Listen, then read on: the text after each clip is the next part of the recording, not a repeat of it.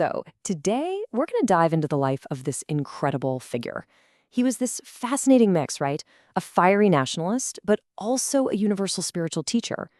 Think about that for a second. A monk who completely captivated the West and, at the same time, basically reawakened the soul of India. Sometimes the biggest moments start with the simplest things. And for him, it all kicked off with just 5 words. Picture this monk, who nobody in America really knows, steps up in front of this huge, packed hall, and with just this greeting, he gets a thunderous 2-minute standing ovation. I mean, can you imagine? Just incredible. All right, so where and when did this happen? We're talking 1893. The place was the Parliament of the World's Religions, all the way in Chicago. And this was a huge deal. It was basically the moment the Western world got its first real formal introduction to these ancient philosophies, Vedanta and yoga. So, you've got to be asking, right? Who was this electrifying monk? And more than that, how on earth did a super smart and, get this, even skeptical young guy from Kolkata transform into this global spiritual icon? Well, that's exactly the story we're going to unpack together today. Okay, so to really get the monk, we've got to go back to the man he was before all of this. Let's hit rewind and look at his early days. He was this restless, super brilliant student named Narendra Nath Datta. This slide really nails the incredible change at the heart of his story. It's like looking at 2 different people. On one side, you have Narendra Nath Datta, the brainy skeptic from a well-off family in Calcutta, and then, poof. On the other side, you have Swami Vivekananda, the wandering monk, the future global teacher. This was so much more than just a name change. We're talking a complete reinvention of his entire life's purpose. So from a really young age, Narendra was just a prodigy. Seriously. He was amazing at everything. Studies, music, you name it. But here's the thing. Underneath all that talent, there was this burning question, almost an obsession. His whole goal was to find someone, anyone, who would actually, personally experience God. I'm not talking about someone who just read about it in books, but someone who had literally seen God. So this relentless search of his, it eventually led him, in 1881, to this simple mystic living just outside Kolkata, a man named Ramakrishna. Now, Narendra, being the super logical, rational guy he was, wasn't there to mess around with small talk. Nope, he had one and only one very direct question.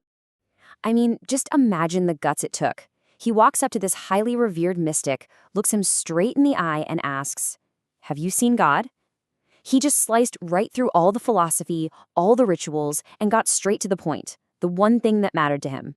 And right here, this was it, the turning point.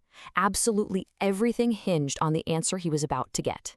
For Narendra, this was either going to be just another disappointment, or it was going to be the start of everything he had been searching for his entire life. And Ramakrishna's answer? It was so simple, so confident, and it just changed everything. He said, "Yes, I have. I see him just as I see you here, only in a much more intense sense." Wow. For our young skeptic, that was it. That was the proof he'd been looking for. And that right there was the real beginning of his journey from being Narendra to becoming Vivekananda. All right, so after his mentor, Ramakrishna, passed away, Vivekananda entered a totally new chapter of his life. And you might think he'd just retreat to a monastery, right? But no, that wasn't his style. Instead, he decided to set out and really discover the soul of his own country. This timeline here, it just shows you how fast everything happened for him. It's kind of mind-blowing. Think about it. In just a little over a decade, he goes from being a disciple to a wandering monk. Then boom, he's a global sensation after that incredible speech in Chicago.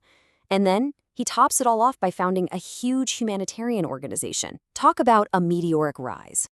So as he's traveling all across India, mostly on foot, something really profound starts to happen.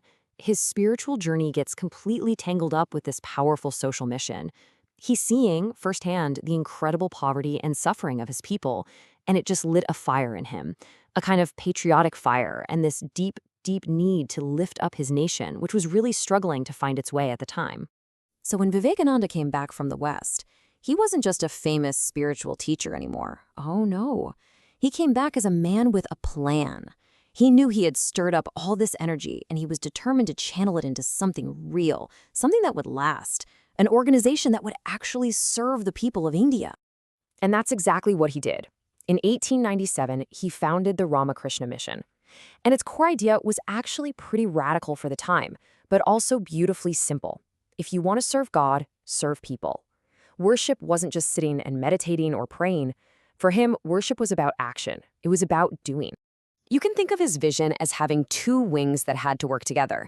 On one side, you had spiritual growth, and on the other, you had practical, hands-on service, like building schools, hospitals, helping out in disasters. For him, you absolutely could not have one without the other. And this is a perfect example of his philosophy of practical Vedanta. It's all about taking these high-minded spiritual ideas and actually applying them to solve the real problems of everyday life. But even with all this focus on practical work, you can't forget that at his core, he was a deep mystic. There's this great story that really shows this. His mentor told him, hey, go to the shrine of the goddess Kali and pray for your family. They're having money problems. So he goes in, not once, but 3 times. And every single time, he gets so overwhelmed with this intense spiritual feeling that he completely forgets to ask for money. All he could bring himself to ask for was more wisdom and more devotion. Okay, so let's get down to it. What was the absolute core of his message? What was it that struck such a chord with people from Chicago all the way to Kolkata and still inspires millions of people today? Let's break down his most powerful teachings. Well, his message really had a few key parts. First, he was the guy who brought ancient Eastern philosophies like Vedanta and yoga to the West. He also talked a lot about universal acceptance and tolerance for all religions. But the real heartbeat of it all, it was this powerful call for self-belief. He wanted people to see spirituality not as some passive, weak thing, but as the ultimate source of their strength. And this right here, this is probably his most important teaching of all. It's the idea that divinity, God, isn't some distant thing up in the sky. It's right here, inside every single one of us. He said the whole point of life is just to let that inner divinity shine through, to manifest it. And if that last idea was the what, then this quote is the how. This is his electrifying call to action. It's a total rejection of being lazy or apathetic about your spiritual life. It's a command, really. Take charge of your own destiny. Go after your highest potential and do not stop until you get there. His legacy is just immense. He's not just remembered as a spiritual leader.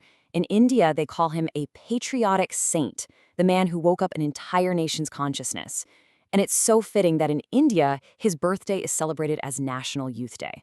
It's a perfect tribute to someone who believed so fiercely in the power of young people to build a better future. So let's end on this thought. His message, even though it's from over a century ago, is crystal clear. There is a divine fire inside of you. And the challenge he left for all of us, for every generation, is to find that fire, to feed it, and to let it shine as brightly as it can. So the question for you is, what does manifesting that potential look like in your life today?